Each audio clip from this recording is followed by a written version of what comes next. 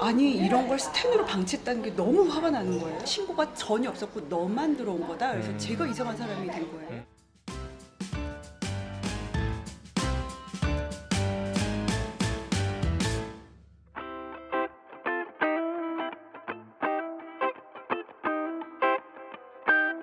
안녕하세요, 보상멘토입니다. 40대 후반의 한 여성은 평소 자주 보행을 하던 서울의 한 다리에서 미끄러져 넘어져서 척추뼈가 압박골절되는 사고를 겪었죠. 사실 서울의 대부분의 다리에는 이미 미끄러짐 사고를 방지하기 위한 조처를 해두었는데 그 교량만 아직도 오래된 상태로 방치되어 있었던 거죠. 몸도 아프지만 사고 후에 지자체 측에 보험 접수를 하는 과정도 상당히 힘들었습니다. 또 보상을 잘 받으려고 전문가에게 문의도 해보고 변호사와도 상담을 해봤지만 그저 그랬죠. 그러던 중 저희에게 업무를 맡겨주셔서 피해자가 예상보다 더 많은 보상을 받게 되었습니다. 피해자에게 그 과정이 결코 쉽지 않았을 텐데요. 이제 실제 의뢰인의 목소리로 들어보시죠.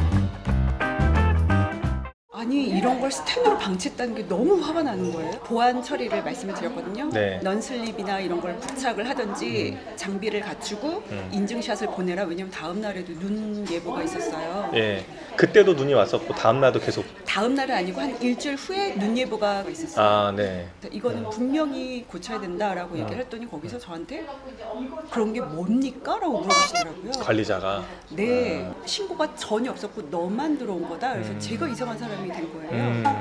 그래서 이건 아니지 않나 해서 누워가지고 이렇게 찾아봤어요. 이런 네. 케이스들이 없는지. 네. 그랬더니 저희 보상멘토가. 네, 나오더라고요. 제 잘못이 있다고는 저는 생각은 못했고요. 왜냐면 가려져 있었으니까. 예, 당시 이제. 문구나 이런 것도 없었고 그 폭이 넓었어요. 저는 정말 제가 죽은 줄 알았더니 장기 다 터진 줄 알았고 그 충격에 상담도 해보고 그랬을 때 변호사는 실은 이런 거에 대해서 경력은 있지만 전문가적인 포스는 없으시더라고요. 상담을 해보니까 신뢰가 가진 않더라고요. 아. 그래서 제가 그쪽 번호로 연락을 드렸었어요. 네. 보상 신고를 해달라라고 했더니 무슨 위헌 소집을 해야 되고 저쪽 네가 치료 중인데 네. 이걸 어떻게 하냐, 치료가 완료된 시점에 할 테니까 그때 연락을 달라라고 했어요. 이거는 응대나 이런 부분에 대해서 문제가 있는 거 아닌가요? 그렇죠. 라고 말씀을 드렸어요. 그랬더니 하시겠다고 했는데도 안 됐어요, 그 주에. 그래서 찾아가겠습니다 라고 했더니 지금 작성한다고요 이러면서 짜증을 내는 거예요? 네, 그래서 아니 2달 동안 보험 접수 간단한 건데 그걸 미룬 게 문제지. 그래서 제가 예. 그때는 정말 끊어서 말씀드렸던 것 같아요. 연이 바뀌기 전에는 저는 처리를 바랍니다 라고 분명하게 말씀드렸고 이메일로도 다 보내드렸거든요. 그때서 이렇게 해서 1월 초에 서류가 전달돼서 했던 거였거든요. 아, 보험사에 접수가 된 거군요. 그랬더니 그거에서 연락 오는데도 한 달 반인가 걸렸어요. 300을 준다라고 해서. 보통 이렇게 사모님처럼 크게 다치셔도 보통 배상책임보험사 일반인 상대로 하면 300만 원 이렇게 제시하는 그런 경우가 많더라고요. 저희가 들어보니까. 제가 그 산정 기준이 뭐냐라고 여쭤봤어요. 근데 제가 입원 안 한 게 문제가 된다 하더라고요. 제가 일을 하고 있다 하더라도 가정주부적인 측면을 무시 못하잖아요. 아이가 있는데. 그러다 보니까 집을 떠나지도 못했고 의사 선생님도 굳이 코로나인데 우리는 해줄 건 없다. 너 그냥 누워만 있는 거다 하루 종일. 그러니까 집에서 했던 건데 그 금액이 너가 집에 있었기 때문에 아무것도 안 된다라고 얘기를 하셔서 그러면은 제가 확인을 하고 다시 연락드리죠 하고 이제 다시 그 번호로 연락드려서 아, 저희한테 일을 맡기고선 어떤 부분들을 또 신뢰하시게 되셨는지, 업무 진행이나 이런 거는 좀 어떠셨는지 궁금하긴 하네요. 저는 연락을 받았을 때 네. 매우 신뢰도가 딱 생긴다. 아, 그래? 전문가적이다라는 네. 생각을 들었어요. 제가 이전에도 변호사분하고 상담을 했잖아요. 네. 근데 그분보다는 훨씬 신뢰가 갔고 어느 정도 경험치나 이런 게 많으시겠구나라고 해서 실은 이런 사례들이 경험치가 있어야지 뚫고 나갈 수 있는 부분도 있잖아요. 네, 맞아요. 그래서 그런 부분을 보게 됐고요.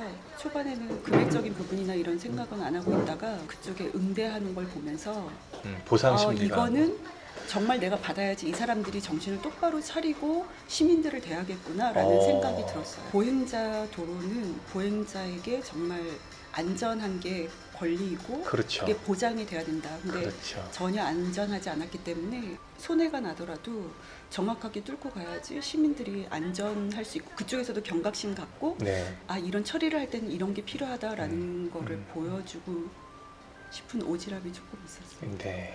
잘하신 것 같아요. 결과물이 좀 만족하셨는지요? 아, 네. 저는 실을 이렇게 할 때 네. 복잡할 거라는 생각도 했고 어느 정도 감안은 하고 있었는데 블로그에 보니까 너무 손쉽게들 하셨고 네. 금액적인 보상도 네. 크게들 받으신 것 같더라고요. 근데 예. 금액적인 것보다 이제 진행하면서 딱딱 절차를 간소하게 알려주시고 무엇보다 연락이 빨리빨리 됐던 적도 너무 좋았고 아, 네. 네. 그러셨군요. 또 그런 점들을 또 보셨군요. 그래도 이렇게 잘 말씀해 주셔서 감사합니다. 또 계속 건강하시고 또 하시는 일 잘 되셨으면 좋겠습니다. 감사합니다. 영상에서 보셨듯 도로나 인도의 하자로 인해 큰 상해를 당해도 지자체로부터 협조받기가 상당히 어렵죠. 아마 국가 배상으로 안내하는 경우가 상당히 많을 겁니다. 보험이 있는데도요. 또 어렵게 배상 책임 보험이 접수가 돼도 내가 다친 만큼의 보상을 받기가 어렵죠. 보험사는 여러분이 입은 손해를 잘 모르니까요. 여러분보다 여러분의 상황을 더 잘 아는 전문가가 있다면 어떨까요? 큰 부상 사고는 사고 초기부터 전문가의 도움을 받는 것도 중요합니다. 현재 보상에 어려움을 겪고 있는 분들이 있다면 한 번쯤은 저희 보상 멘토에 문의 주시면 좋을 것 같습니다. 저희는 또 다른 유용한 영상으로 여러분들을 찾아뵙겠습니다.